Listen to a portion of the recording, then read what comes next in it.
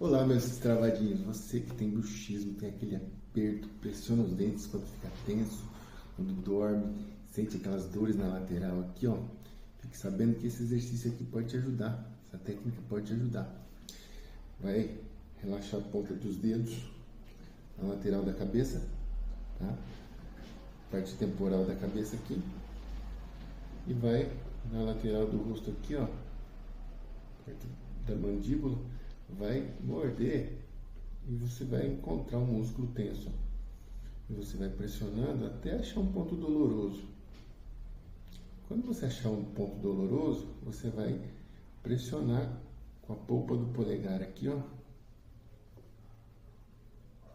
Já relaxando, não morde mais, até aliviar esse ponto. Estamos fazendo uma inibição muscular.